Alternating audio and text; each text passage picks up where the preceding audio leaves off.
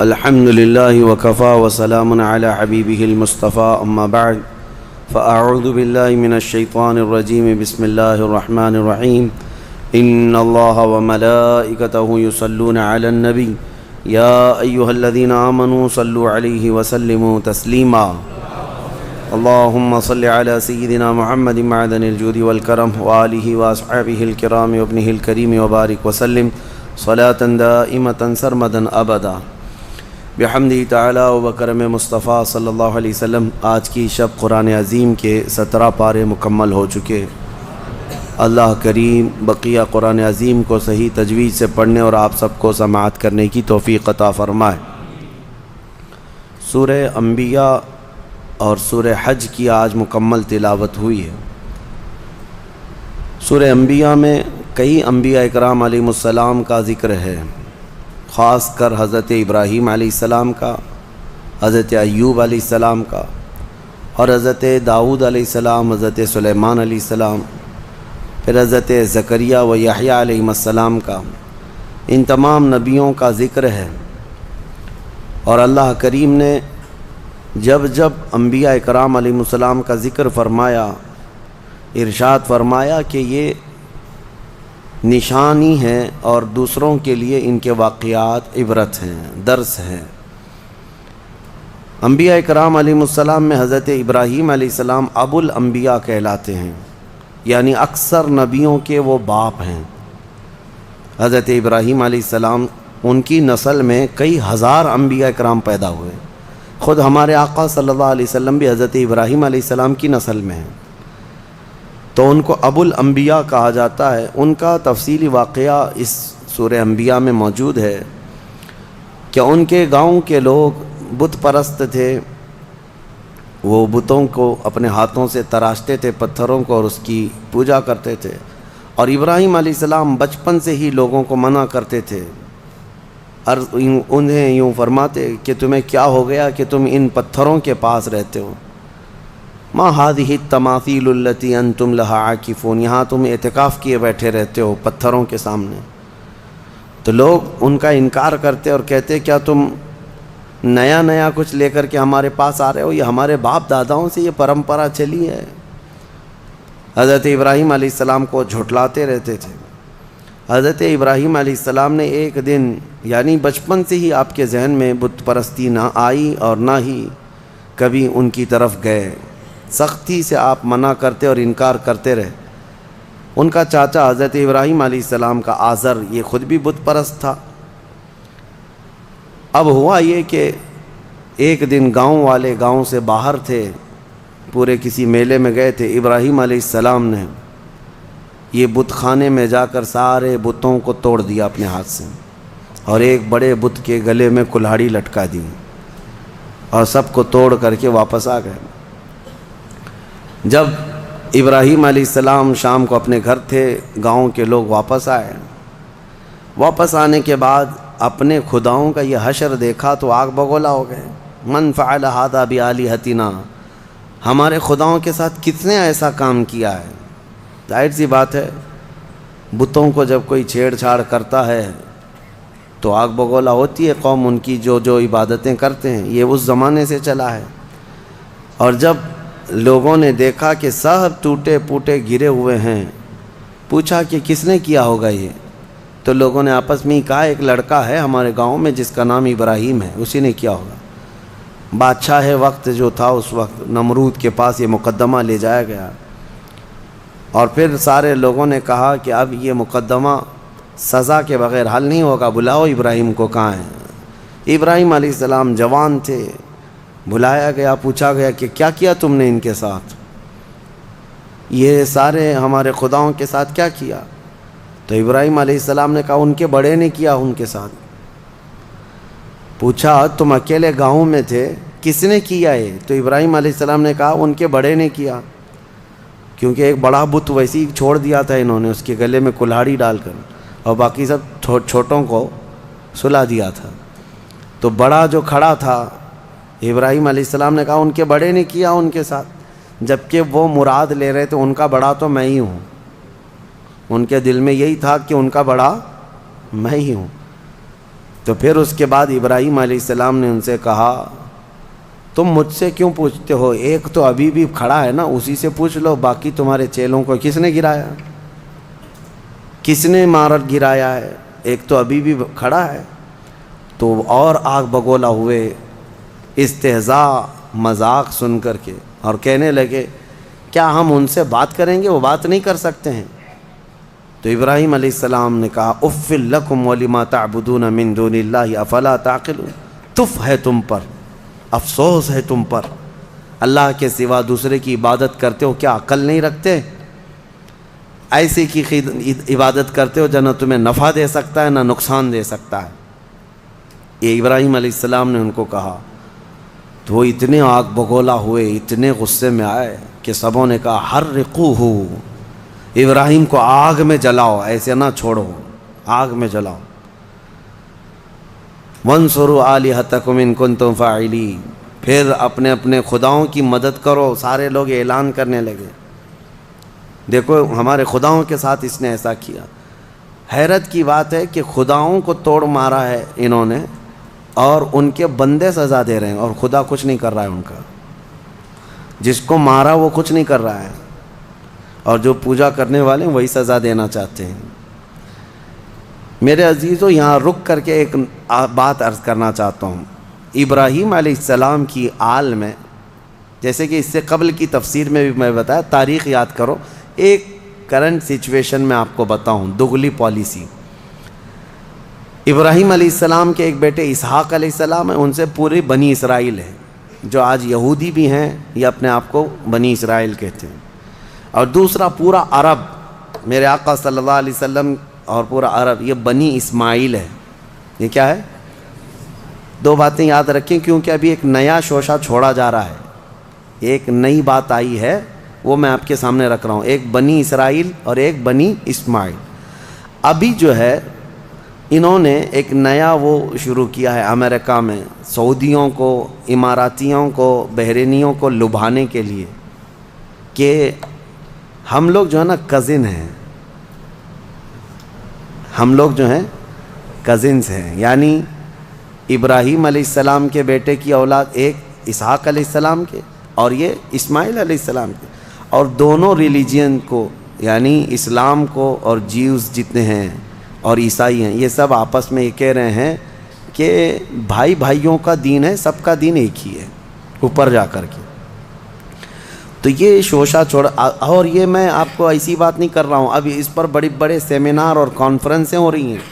سعودی بھی اس بات پر اب متفق ہونے جا رہے ہیں کہ ہم سب دین ابراہیمی پر جمع ہو جاتے ہیں، جتنے ابراہیم علیہ السلام کے دین پر تھے سب جمع ہو جائیں گے۔ اب اس میں یہودی بھی آ گئے، عیسائی بھی آ گئے، مسلمان بھی آ گئے۔ لیکن حقیقی بات یہ ہے کہ دین ابراہیمی پر اگر کوئی آج قائم ہے تو وہ صرف امت محمدیہ ہے، مصطفیٰ کریم صلی اللہ علیہ وسلم کی یہ امت مسلمان قائم ہے، کیونکہ ابراہیم علیہ السلام کے متعلق قرآن میں جگہ جگہ اللہ نے فرمایا کہ ان ابراہیم کان امۃ قانتا للہ حنیفا، وہ دین حنیف کہتے ہیں، سیدھے دین پر قائم تھے، سیدھے راستے پر، شرک میں مبتلا نہیں تھے ابراہیم علیہ السلام۔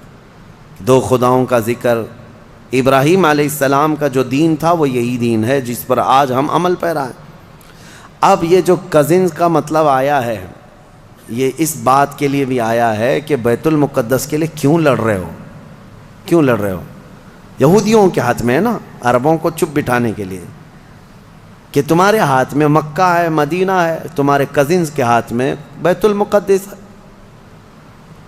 تو چچا بھتیجے یعنی چچیرے بھائیوں کے درمیان اگر کوئی چیز رہ جائے تو کیا فرق پڑتا ہے؟ انہوں نے اس طرح سے اس کو ڈائیورٹ کر دیا ہے، چچیرے بھائیوں کی لڑائیاں ہیں۔ خیر، یہ ایک مسئلہ اپنی جگہ پر۔ اب میں آتا ہوں ہمارے یہاں کے اندھ بھکتوں کے لیے، جو یہودیوں کی چاٹتے ہیں اور ان کو اپنا آقا و ماوا تسلیم کرتے ہیں، اسرائیل کے گلے سے گلے لگتے ہیں، ہمارے صاحب بھی جا کر کے گلے لگتے ہیں۔ آپ کو پتہ ہے اسرائیل کے پرائم منسٹر سے بڑی گہری دوستی ہے، لیکن ان کو پتہ نہیں اسرائیل کے سارے لوگ بتوں کو توڑتے ہیں، بتوں کی پوجا نہیں کرتے۔ وہ یہودی ہے نا، تو یہ ان سے پوچھیں کہ تمہارے باپ داداؤں میں سے یا خاص طور پر ابراہیم علیہ السلام نے تو بتوں کو توڑ مارا تھا، تو یہ وہاں پر نہیں سوال کریں گے، کیونکہ یہودی ہیں، پاور ان کے پاس ہے، تو گلے لگ جاؤ، گلے لگ جاؤ، جہاں جہاں پاور دکھے گا وہاں پر گلے لگ جاؤ، اور جہاں غریب ہیں وہاں گائے کا پیشاب یاد آئے گا، وہی پورے جنگ کا ذریعہ بن جاتا ہے۔ ہاں، بیسک وجہ یہاں پر بن جاتی ہے۔ بہرحال یہ دغلی پالیسی ہے۔ ان لوگوں سے تمہاری دوستی کیسے ہو سکتی ہے؟ میں ان لوگوں سے کہتا ہوں، آئیڈل ورشپرز جتنے بھی ہیں، ان کی دوستی ان سے کیسے ہو جاتی ہے جو یہودی ہیں یا عیسائی ہیں؟ وہ بالکل بتوں کی پوجا نہیں کرتے، اور وہ بتوں کو توڑتے ہیں، اور ان کی کتابوں میں موجود ہے، یہودیوں کی کتابوں میں بھی، کہ بتوں کو جہاں پاؤ وہ توڑ دیا گیا ہے۔ حضرت ابراہیم علیہ السلام کا یہ واقعہ موجود ہے۔ تو پھر ان کی دوستی کیسے ہے؟ مجھے حیرت ہوتی ہے، کسی نے ابھی پھر سے وہ پاکھنڈی گستاخ رسول کی بک سن کر کے مجھ سے کہا کہ وہ پھر کہہ رہا ہے کہ ان کو فتح کرنا ہے، ساری دنیا میں ان کا دھرم قائم کرنا ہے، صرف اور صرف جو ہے بابری مسجد پر کافی نہیں ہے، وہ کہہ رہا ہے مکیشور بھی حاصل کرنا ہے۔ مکیشور، مکہ مکرمہ اور خانہ کعبہ کو کہہ رہے ہیں کہ وہ ایک بہت بڑے دیوتا کا مندر تھا، وہاں پر پتہ نہیں تھا، اور گنگا جل جو ہے وہ وہاں پر بھی زمزم کے روپ میں بہہ رہی ہے۔ کہاں سے کہاں توڑ مروڑ کر کے کس کی گردن کس کو بٹھاتے ہو؟ عادت سی ہے، کبھی ہاتھی کو توڑ کر کسی پہ بٹھا دو، عادت سی ہے۔ ارے کہاں زمزم اور کہاں تم کی اصاف اور نائلہ دو بت تھے مکہ میں۔ یہ صفا اور مروہ جو پہاڑیاں ہیں نا، اس پہ کیا تھا؟ صفا پہ ایک بت تھا، مروہ پہ ایک بت تھا، اصاف اور نائلہ۔ یہ دو کون تھے پتہ ہے؟ تاریخ میں یہ بتایا گیا یہ دونوں دو عاشق تھے قبیلہ بنو جرہم کے، اور ایسے کہ یہ چھپ چھپ کر کے اپنے خاندانوں سے گناہ بھی کرتے تھے، زنا بھی کرتے تھے، اور ان کے خاندان والوں نے جب دونوں پر پابندی لگا دی تو ایک بار یہ حج کے قافلے میں آئے اور خانہ کعبہ کے پاس بھی انہوں نے بدکاری کی کوشش کی۔ ابھی کوشش کر رہے تھے تب اللہ تبارک و تعالیٰ نے ان پر عذاب نازل فرمایا، اور ان کے پورے جسم پتھر کے بن گئے تھے۔ تو برسوں تک ان کے اسی جسم کو لوگ کھڑا کرتے تھے اور ان پر جوتیاں مارتے تھے۔ پھر دھیرے دھیرے دھیرے دھیرے شیطان لوگوں کے دلوں میں یہ بات ڈالنے لگ گیا کہ یہاں جو بھی صفا مروہ پر صحیح کرتا ہے ان کو چھو کر کے جانا ہے۔ کچھ لوگ چھونے لگے، بعد میں پھر پوجنے لگ گئے، پھر نبی پاک صلی اللہ تعالیٰ علیہ وسلم نے ان کو بھی توڑ کر پھینک دیا۔ یہ تاریخ تھی۔ جو خانہ کعبہ کی طرف برائی کا ارادہ کیا وہ دھسا دیا جائے گا قیامت تک بھی۔ جسے اگر یہاں بیٹھ کر کے بہت شوق ہے تو نکلو اپنے گوفے میں اور جاؤ، اور پھر دیکھو اللہ تبارک و تعالیٰ کے عذاب کس طرح سے تم پر برستے ہیں۔ اللہ کریم اپنے خانہ کعبہ کی ہر زمانے میں حفاظت فرمائے گا۔ میں بات عرض کر رہا تھا، ابراہیم علیہ السلام نے بتوں کو توڑ دیا تھا، اب ان کے لیے ایک آگ جلائی گئی، بہت بڑی آگ جلائی گئی جس کے شعلے آسمان سے باتیں کرتے تھے۔ ابراہیم علیہ السلام کو منجنیق میں رکھ کر کے اس آگ میں ڈال دیا گیا، اور اللہ کا حکم آیا جو آج ہم نے تلاوت کیا، قلنا یا نار کونی بردا وسلاما علی ابراہیم، ہم نے کہا اے آگ ابراہیم پر ٹھنڈی ہو جا۔ اللہ کا یہ حکم تھا۔ روایت میں اس وقت دنیا میں جہاں جہاں آگ جل رہی تھی سب ٹھنڈی ہو گئی تھی۔ حکم تھا ایک آگ کو، لیکن دنیا میں جہاں آگ بھی جلی تھی سب ٹھنڈی ہو گئی۔ ابراہیم علیہ السلام اس آگ میں کئی دن تک رہے، گھنٹہ دو گھنٹہ نہیں، کئی دن تک رہے۔ جب آگ ٹھنڈی ہو گئی، ابراہیم علیہ السلام اس راکھ سے اپنے کپڑے جھاڑتے ہوئے باہر تشریف لائے۔ کچھ بھی نہیں ہوا تھا، کیونکہ اللہ تبارک و تعالیٰ جس کی حفاظت فرمائے۔ ابراہیم علیہ السلام کو آگ نہ جلائی، پھر لوگوں نے جب یہ دیکھا معجزہ تو آپ پر ایمان لے آئے۔ پھر حضرت ابراہیم علیہ السلام وہ عراق کا شہر بابل ترک کر دیا، وہاں سے نکل کر کے پھر آپ مصر تشریف لائے، فلسطین کی سرزمین جو اس وقت مصر کا حصہ ہوا کرتی تھی، وہاں پھر آپ رہنے لگے۔ اور پھر حضرت اسماعیل علیہ السلام، اسحاق علیہ السلام کی پیدائش کا جو معاملہ آگے بڑھا، وہ پھر اس اپنے وطن کو ترک کرنے کے بعد ابراہیم علیہ السلام کا جو اصلی شہر ہے وہ بابل ہے، جس کو بیبیلون کہا جاتا ہے۔ عراق میں آج بھی وہ شہر ہے، دنیا کی سب سے پرانی سٹی، اولڈسٹ سٹی جس کو کہتے ہیں بیبیلون، بابل ہے وہ ابراہیم علیہ السلام کی پیدائش کا مقام ہے۔ تو بہرحال ابراہیم علیہ الصلاۃ والتسلیم کے ساتھ یہ چیزیں پیش آئی، اس کے بعد پھر ان کی زندگی کا اور بھی طویل واقعہ 23ویں پارے میں انشاءاللہ عرض کروں گا۔ اس پارے میں حضرت ایوب علیہ السلام کے متعلق بھی ذکر آیا ہے، حضرت یونس علیہ السلام کا بھی، کہ یونس علیہ السلام مچھلی کے پیٹ میں جب گئے تھے تو اللہ فرماتا ہے وَذَنُّونِ إِذْ ذَهَبَ مُغَاضِبًا فَظَنَّ أَن لَّن نَّقْدِرَ عَلَيْهِ فَنَادَىٰ فِي الظُّلُمَاتِ أَن لَّا إِلَٰهَ إِلَّا أَنتَ سُبْحَانَكَ إِنِّي كُنتُ مِنَ الظَّالِمِينَ۔ یونس علیہ السلام نے ان اندھیریوں میں پکارا تھا، مولا تیرے سوا کوئی معبود نہیں، تجھے بلندی ہو، پاکی ہو، میں آگے بڑھ جانے والوں میں سے ہو گیا۔ تو اللہ تبارک و تعالیٰ فرماتا ہے ہم نے ان کی دعا قبول کر لی اور ان کو غم سے آزاد کر دیا۔ 3 نبیوں کا ذکر ایسا ہے کہ جنہوں نے جیسے ہی پکارا اللہ نے فوراً ان کی دعا قبول کی۔ ایک ایوب علیہ السلام، تینوں کے جملے سن لیجیے، تینوں کے جملے۔ ایوب علیہ السلام کو آزمائش میں مبتلا کیا گیا تو سخت بیمار ہوئے تھے، انشاءاللہ وہ 23ویں پارے میں ان کا تفصیلی ذکر آئے گا۔ بہت سخت آزمائش میں مبتلا تھے، جسم پورا بیمار۔ اس وقت انہوں نے جب ان کی زبان کٹ گئی تھی تو یہ جملہ کہا تھا وَأَيُّوبَ إِذْ نَادَىٰ رَبَّهُ أَنِّي مَسَّنِيَ الضُّرُّ وَأَنْتَ أَرْحَمُ الرَّاحِمِينَ وَأَنْتَ أَرْحَمُ الرَّاحِمِينَ، اے مولا تکلیف تو مجھے پہنچی ہے لیکن تو ارحم الراحمین ہے، تو سب سے زیادہ رحم کرنے والا۔ اس کے فوراً بعد اللہ فرماتا ہے فَاسْتَجَبْنَا لَهُ فَكَشَفْنَا مَا بِهِ مِن ضُرٍّ، ہم نے ایوب کی دعا سن لی اور جو انہیں تکلیف تھی فوراً اس کو ہم نے دور کر دیا۔ یہ ایوب علیہ السلام کی سن لی، ادھر یونس علیہ السلام کی سن لی۔ یونس علیہ السلام کا جملہ کیا تھا؟ لا الہ الا انت سبحانک انی کنت من الظالمین۔ اس کو اسم اعظم بھی کہا گیا ہے، بہت تیز دعائیں قبول ہوتی۔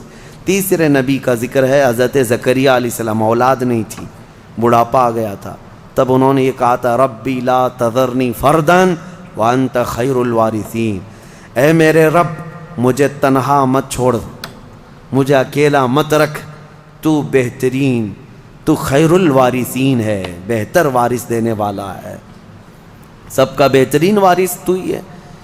تو یہ دعا حضرت زکریا علیہ السلام کی اللہ کو پسند آئی، اے اللہ مجھے اکیلا مت چھوڑ، تو خیر الوارثین ہے۔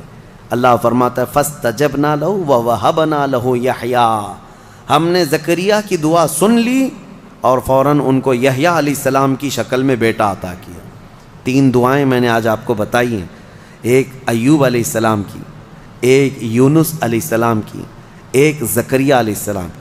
ایوب علیہ السلام نے بیماری میں دعا کی، یونس علیہ السلام نے اندھیریوں میں دعا کی، زکریا علیہ السلام نے بے اولاد ہونے پر دعا کی۔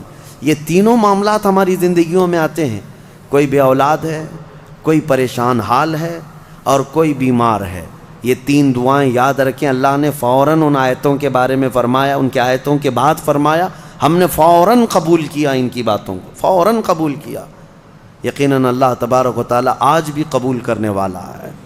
اور ایک آیت اللہ تعالیٰ نے اس بارے میں ارشاد فرمائی، مولا کریم فرماتا ہے کہ یہ سب نبیوں کے ذکر کے بعد یہ سورہ جہاں ختم ہونے کو آیا، آخر میں جہاں سورہ ختم ہونے کو آیا، اخیر سورہ میں رب تبارک و تعالیٰ آخری نبی کے بارے میں فرماتا ہے وَمَا أَرْسَلْنَاكَ إِلَّا رَحْمَةً لِلْعَالَمِينَ، محبوب ہم نے آپ کو سارے جہانوں کی رحمت بنا کر بھیجا ہے، رحمت بنا کر بھیجا ہے۔ رحمت کا مطلب کیا ہے؟ رحمت جس کے ذریعے سے خوشیاں ملے، جس کے ذریعے سے مشکلات حل ہوں، جس کے ذریعے سے اللہ تعالیٰ تمہاری مصیبتوں کو دور کرے، وہ رحمت ہے۔